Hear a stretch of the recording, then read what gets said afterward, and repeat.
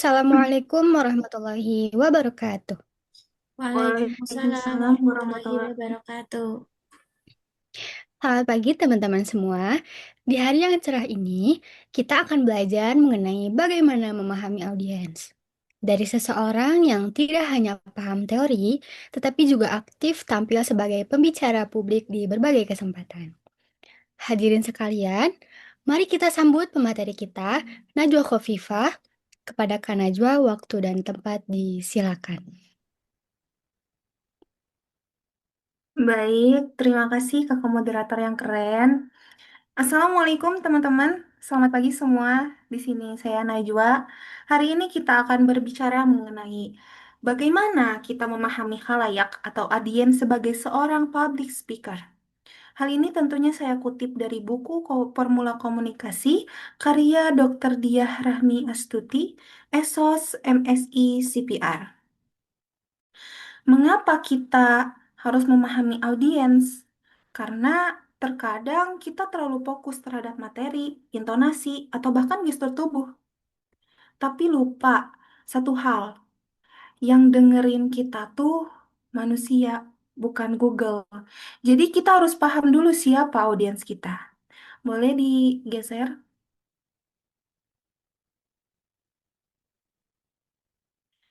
Nah, kenapa sih kita harus kenal audiens?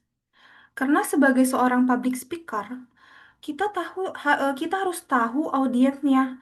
Kita bisa karena kalau misalnya kita udah tahu audiensnya nih, kita bisa ngasih atau bisa milih bahasa yang pas, kasih contoh yang relevan dan bikin penyampaian kita tuh lebih nyambung.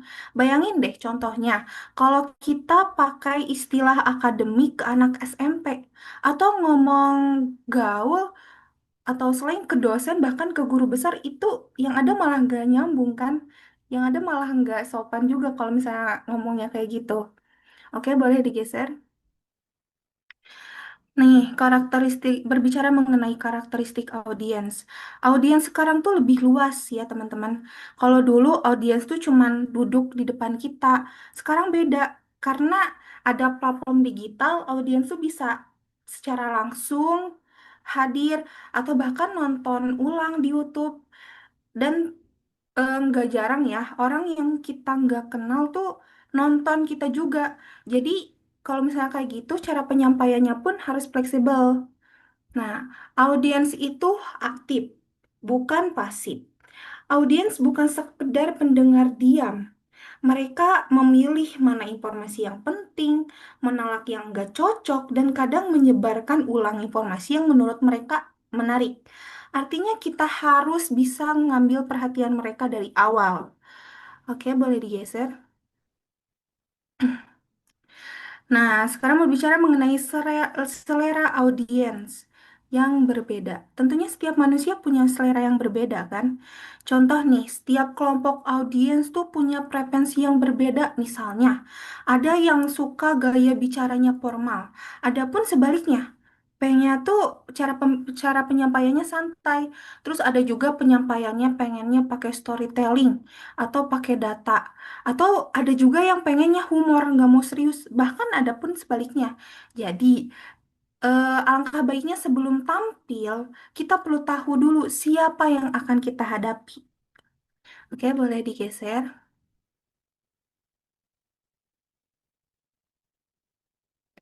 Nah, berbicara mengenai hal lain dalam komunikasi.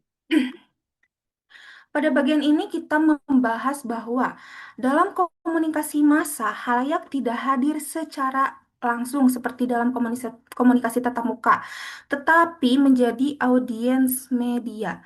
Audiens media ini dibedakan menjadi tiga kategori nih. Yang pertama, populasi pengguna media, yaitu orang-orang yang memiliki akses terhadap media seperti yang punya TV, radio, atau bahkan internet kan yang ada di telepon genggam kalian kan. Terus yang kedua ada pengguna aktif. Mereka yang bukan hanya memiliki akses, tetapi juga mengonsumsi media secara rutin seperti pembaca koran atau penonton setia acara tertentu. Dan yang ketiga ada penerima pesan efektif. Ini adalah kelompok yang benar-benar memahami, mengingat, dan dipengaruhi oleh pesan media. Gitu, teman-teman. Untuk yang selanjutnya adalah jenis-jenis halayak. Ada 4 kategori. Nih, yang pertama ada kelompok publik, yaitu kelompok yang dibentuk berdasarkan kesamaan seperti budaya, komunitas, politik, agama, atau kelompok sosial tertentu. Dan yang kedua ada kelompok kepuasan. Kelompok ini kelompok yang menggunakan media untuk memenuhi kebutuhan psikologis, hiburan, atau informasi. Misalnya, yang mencari berita, edukasi, ataupun hiburan. Dan yang ketiga adalah kelompok penggemar atau kultur tes. Mereka yang memilih media berdasarkan genre, tokoh favorit, minat, atau gaya tertentu. Misalnya nih, ada yang penggemar K-pop. Ya, nyarinya yang tentang Korea-Korea nih ya. Ada pecinta dokumen, film dokumenter, atau bahkan yang lain sebagainya ya. Dan yang terakhir adalah audience medium. Audiens medium itu adalah halayak yang loyal pada platform tertentu. Misalnya, hanya membaca berita di aplikasi tertentu, atau hanya menonton TV, atau hanya menonton YouTube, atau hanya TikTok. Jadi hanya audiens-audiens yang dia tuh cuman punya aplikasi tertentu gitu. Terus berbicara mengenai kesimpulan, kita akan menyimpulkan bahwa public speaking bukan sekedar berbicara. Public speaking juga adalah bagaimana kita menyampaikan pesan yang tepat kepada orang yang tepat dengan cara yang paling tepat. Semakin kita memahami audiens, semakin besar peluang pesan kita diterima, dipahami, dan memberikan dampak. Nah, sekian dari saya. Apakah teman-teman paham? Saya kembalikan kepada moderator.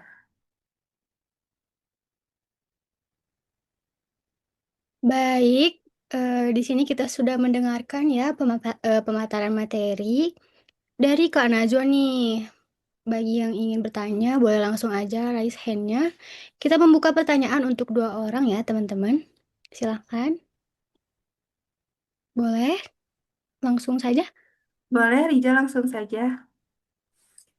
Halo Kak Najwa. Perkenalkan nama saya Riza Puspita Rahayu. Di Halo, sini Rija. ya saya terima kasih ya Kak sudah memberikan materi yang cukup baik dan bermanfaat bagi saya.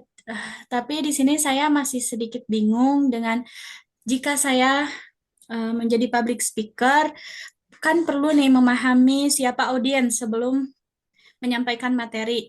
Selain agar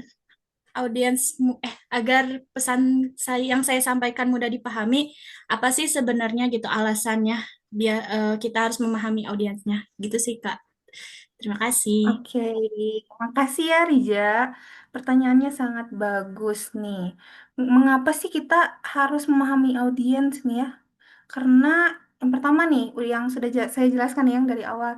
Karena dengan memahami audiens seperti usia, latar belakang pendidikan, kebutuhan, dan minat mereka, public speaker dapat menyesuaikan cara penyampaian dan isi materi agar lebih relevan.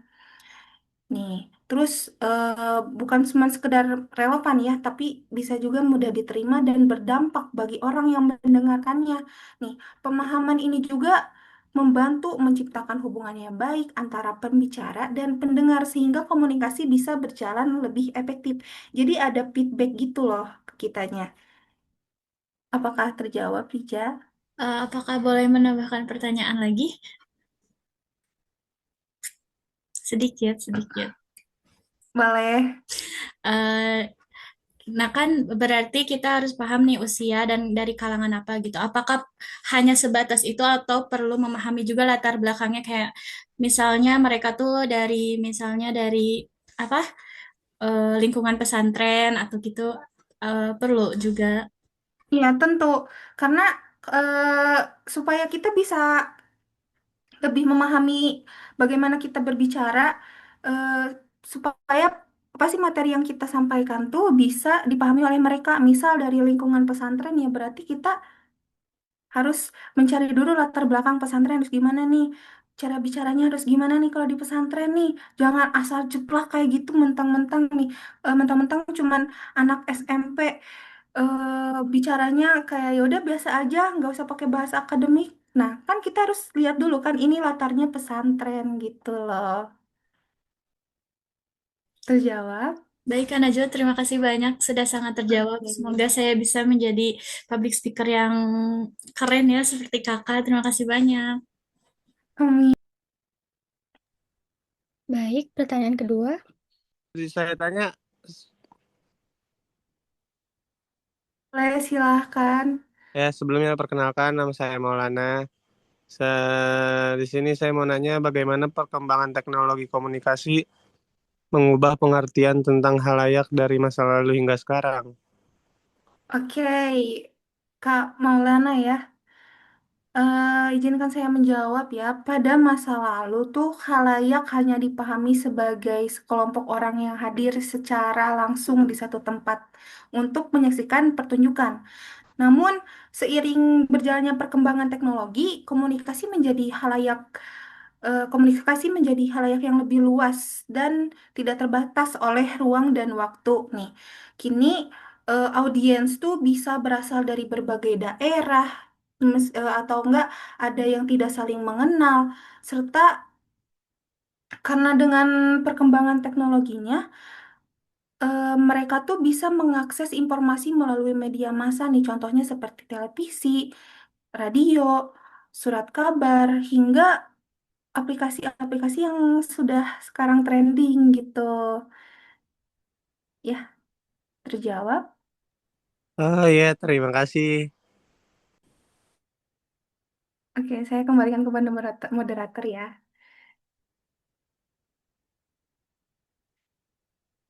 Dari Baik, sudah tidak ada yang bertanya ya. Kita tutup sesi pertanyaan ini. Baik, terima kasih kepada pemateri yang sudah menyampaikan materinya dengan sangat jelas dan menarik ya tentunya. Semoga Hmm, apa yang sudah disampaikan hari ini bisa menambah wawasan kita semua dan bermanfaat bagi kegiatan akademik maupun praktik di kedepannya. Terima kasih juga untuk teman-teman yang sudah menyimak dari awal sampai akhir, serta yang sudah aktif bertanya. Kalau masih ada yang pertanyaan yang belum sempat tersampaikan, iya. nanti bisa diskusi lebih lanjut di luar sesi ini ya. Betul kan Nazwa Iya, ya? boleh. Iya. Hmm. Baik, untuk itu saya sebagai moderator pamit menutup sesi diskusi dan penyampaian materi pada hari ini. Terima kasih atas perhatian dan partisipasinya. Wassalamualaikum warahmatullahi wabarakatuh. Waalaikumsalam warahmatullahi wabarakatuh. Waalaikumsalam.